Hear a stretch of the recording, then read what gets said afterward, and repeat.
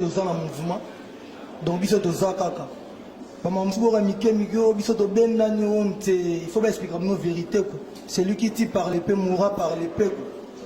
quoi donc bamsu basala genre ka ba ben na bango mais le lobe na do confirmer so bona ba fond ben amikili bon c'est bino ke bazo ben na bande bazo ben na moto a danger za koto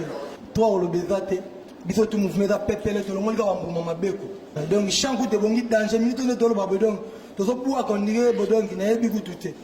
yo kik des pitch qui me pon na yo pona kama robina il paraît que l'homme a raison. Bon, merci non pour la parole bon bigaka donc au moins biso ba fali toza ba mission moto a complet ko to ma mission complet ba critère ba trop te ko bino mo boye bina sa mutema donc mikolo ezali kama bana bangi bena bike yeye bascule total de sorte que vous côté dans stolo baté mais au moins ba mission musu ba na kine ba mbara vrai ba bina rafo mission ali ba bina vrai chamo boulou bo kala anelka transfert du siècle donc et moi il faut benda ezala ko moi ni tant j'ai fait un mouvement na zalaka te mama lenda zalaka mais ngane un jour vient bien na mon frère bisanga non hier a pire petit na ngala musicien te donc on est bien en mouvement tant que pire petit a vient na biso donc on a besoin qu'il vient bet ça retourne na kin et puis à son ici écoute il y a dans anima ça na biso le problème les adiara a paiement la pote a musicien biso te donc ça donc bolingi bolonga bolingi okima faut pas foutre à bien te donc on a poto on va profiter okima ba besoin de la partout que ba foutre bien te na Bercy ko foutre bien te wana ya Bercy buzoloba ils avaient na vérité biso avant tout poto déjà donc ça là déjà contrat mo na à partir à kin na Oshwe tout ça réunion mo na bato tika na kin na biso ndenge to yabo ya ba ancien wana tout ça gëna mo na bureau tout cela pena que non ndenge za wana tout que poto concert à Bercy ils a autant à part concert à Bercy na ba cadeau mo boue nga kofi olomide na osala na bino batunanga o to bana no kala na ba mise na nga ya sikana zui na zabe na ba cadeau o na opesa bango tout cela bon nga na poto ndenge to cela kana na bureau ndenge a saliamo pana ngai ndenge to cela kana ye pour ba cadeau ndenge a saliamo bon na éviter so kufuta wana mabe o a futinga na éviter pour nga ndam kolo to na zabo donc c'est que pepele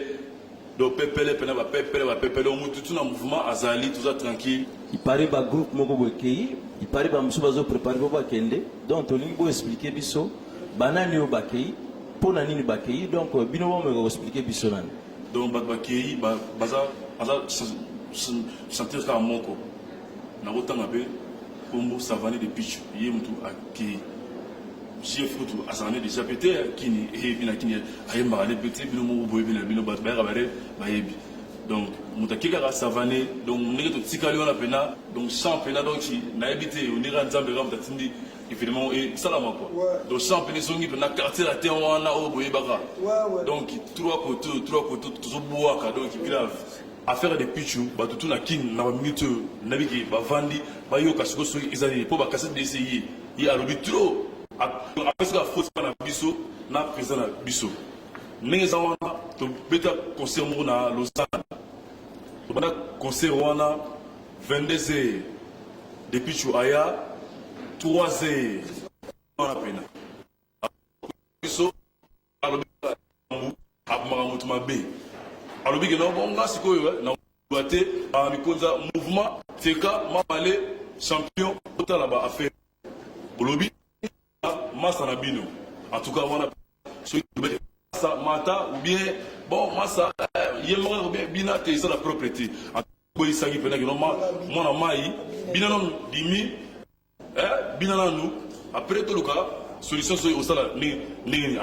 ayi pe abini na yepe abini bana so na bazali bobenga